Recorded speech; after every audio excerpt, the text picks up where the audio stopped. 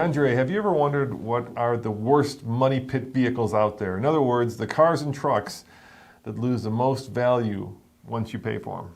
Yes, I want to know that because they could be the ones to avoid. Yep, exactly right. And we've got a list here of those top 10 vehicles, the ones that lose, well, just huge amounts of their value over 5 years. But to take the sting out of it, Okay. first we're going to give you the cars that hold their value the most. And trucks. Yep, because, exactly, and trucks. Because Yes. trucks are on that list. Yes. Because iSeeCars.com analyzed over 7.7 million new car and used car sales, and they came up with these statistics. Now keep in mind, Andre, that the typical car loses 50% of its value in the first 5 years. So if it's worth 30K, 5 years later it's worth 15. About half of them. Okay. Yeah, okay. yeah. Okay. And these cars are cars that hold their value much better for the first 5 years. And trucks. And trucks, yeah. I can't forget trucks because there's a lot of trucks on this list. Yes. So let's get right to it. What's number 10? Well, it's a Subaru Impreza WRX, and the data shows that it loses 40% of its value after 5 years, which is not too bad. Yeah, why do you think that is? Why is that one of the more popular Subarus for holding its value? Well, it's kind of a more performance-oriented Subaru, so It's got a nice turbocharged engine. It's got all-wheel drive, and I think people value those things. Yeah, I think when we go down this list, there's two themes that I see coming up. Number one, limited production. So the Subaru, they don't build a lot of them, right? It's The WRX. Yeah, they build a lot of Outbacks, but not a lot of WRXs. And two, the vehicle has been around a long time, like number 9 on our list. Yes, number 9 on our list is a Nissan Frontier. After 5 years, according to this data, it loses 39.5% of its value. But it's the truck that's been there. It's already an honest, good truck. Yep. It already offers value brand new. It's the cheapest pickup truck available in the United States at about $20,000 to start. So it doesn't lose a lot of value because it's already offering so much. And just keep in mind, guys, we're working our way down to the lowest appreciating vehicle. Number 8 is another Nissan, Andre, the GTR, 39.4% of its value. I think that one is just scarce. They don't build a lot of them. Yeah, this is puzzling me a little bit, but you got a lot of horsepower. It's a desirable car. Still, it's also kind of an older car too. Yeah, it's older. It hasn't changed. It should have changed, but it hasn't changed In a lot of years. in a lot of years. Yeah. And they don't build a lot of them. So, it's one of those cars where kids put it up on their wall, right? So it becomes kind of a dream car. So over the years, whenever you have a car that you kind of put up on your wall as a poster, that car always retains its value because it's something that's aspirational. Yeah, these are good numbers actually. Very good numbers. All right, number 7, Andre. It's a Honda Ridgeline, which is, we consider it a true truck, but it's more of a unibody crossover truck. Loses about 38.1% of its value. And what's going on here?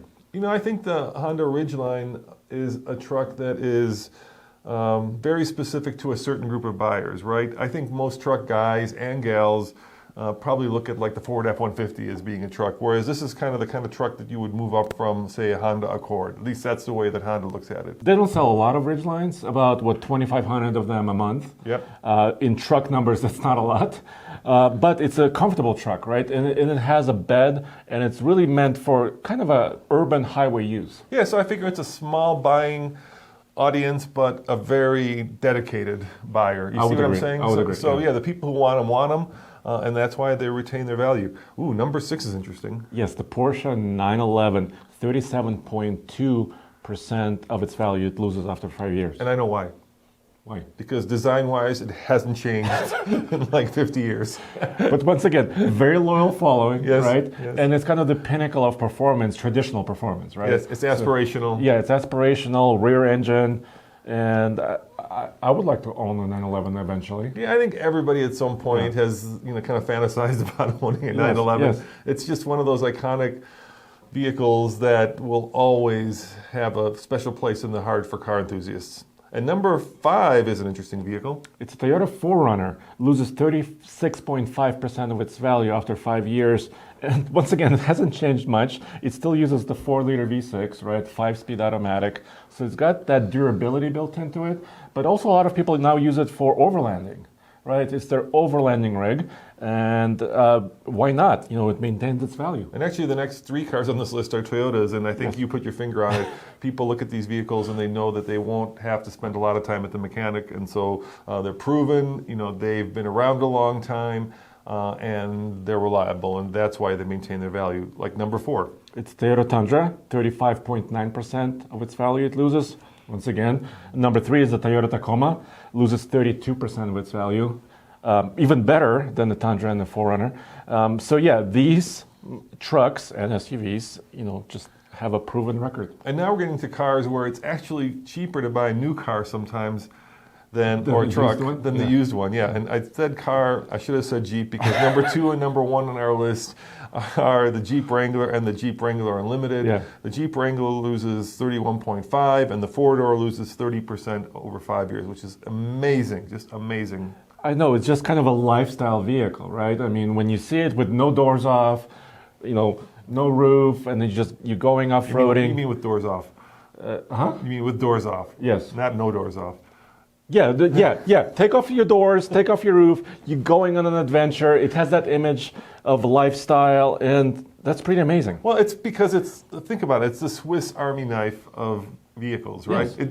It's not a car, it's not a truck, it's a Jeep, yes. which is in itself unusual. But look, it could be a convertible, it could be an off-roader, it could be a family hauler, it can even tow to some extent. Well, not very much with a Wrangler, but yes. You know what I'm saying? And best of all, it could be that rugged car that you take around the world and drive to work the next day. And I think because of that kind of Swiss Army knife effect, it's just always perennially much loved and much wanted. Yes. Well, now we're switching gears, The right? money pits. Yeah, the money pits. We're doing the money pits. Yes. The ones that I'm more interested in. So once again, we're going to start at the top and work our way down to the biggest money pit of all, at least according to IC cars. Yes, yes. So let's start. Let's get right to it. Number 10 on our list is what, Andre? It's a Chevrolet Volt. That's and interesting. in fact, it recently has went away. I mean, there's ending production of it just about now, but it loses 68.1% of its value after 5 years. Yeah, and it's kind of a plug-in hybrid, and actually it's a really good car. So I'm scratching my head. I'm a little surprised. Yeah, trying to figure out why people don't necessarily want to buy these. Maybe because the first generation only had 4 seats, right? You couldn't get a 5th person in the back, so Right. that kind of limited its appeal to a buying audience. But in general, you'd think it's one of those vehicles that does it all in terms of fuel economy, right? You can drive it for about 50 miles on electricity only, and then if you want, you can keep driving it using the gasoline engine. Yeah, absolutely. I think it's a good one. The new one, the redesigned Volt, had a new body, but maybe a little bit more crammed. Yeah, it looked a little too Prius-like. The back seat was a little small. What's number 9? It's the Jaguar XJL, 68.9% of its value. That's the kind of the long sedan, the luxury machine. The luxury machine, that competes with Mercedes and Audi and BMW, all of them. Head on, yeah. And I think part of that is they kind of went for a retro look with it.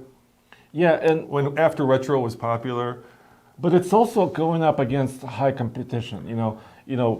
It's trying to compete, like you said, with the S-Class, maybe the 7 Series. Well, which is actually some of these vehicles are on this list. Yes, and I think, but I don't know if it has the same cachet, as some of the others. Well, apparently it's got more, since one of these vehicles is actually lower on this list. Yes. I think it's just, big luxury sedans are not in vogue right now. They're just not. Nobody really wants them, and so once upon a time, the king of cars, right, is now left to kind of flounder in the dealership. Everybody wants a Jeep these days. Yep. Number 8, the BMW 6 Series, 69% of its value in 5 years. And that's an interesting car too. Once again, not a sedan, but could be a 4-door coupe, right? Or 2-door. Technically. Yeah, there's not a lot of bandwidth there, right? It's definitely not a first car for most people. Right. It's a toy. And then BMW does have this reputation of being very technically advanced, but then that comes with a price. Yeah. When it's time to fix them.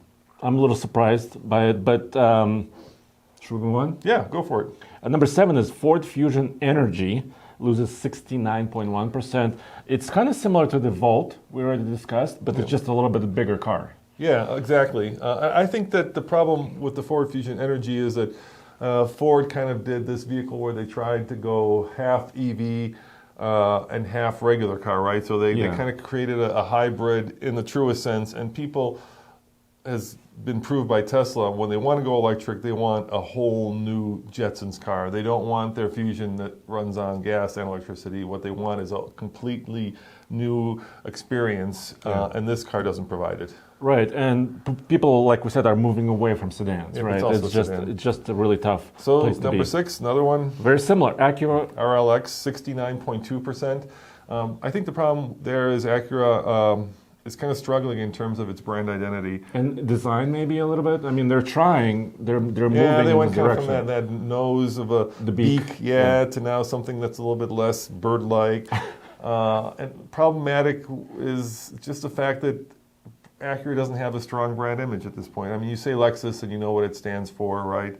And you say Acura and you're kind of like, well, do they make sports cars, the NSX? Do they build sedans? Luxury cars? You just kind of don't know. And I think they're going in the right direction, but they haven't like arrived at that brand image. That might be one of the issues. Of course, these are our personal opinions. I would love to get yours. Let us know in the comments below. Number 5 is the BMW 5 Series, 69.2%. I'm a little surprised by this. A German luxury sedan. Yeah, but technically 5 Series has been popular over the years or decades. Yeah. So for it to be losing that much value is a little bit of a surprise.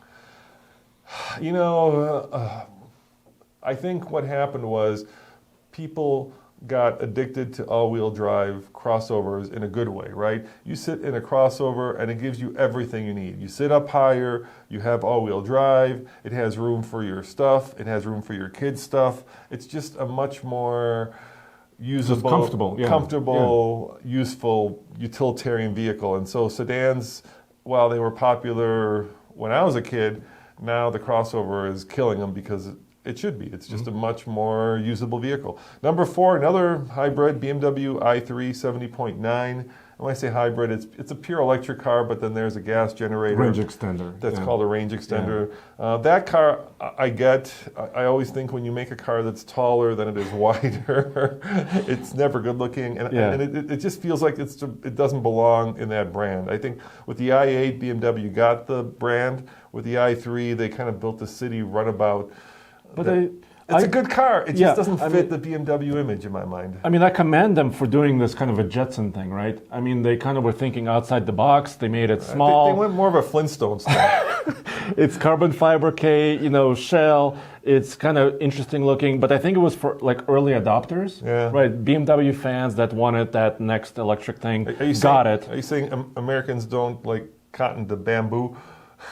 It's got a lot of bamboo in it. Got a lot of bamboo. And those doors, those suicide doors, those aren't helpful. It locks people in the back. You have to wait for the person in the front to open it. Just problematic in all kinds of ways.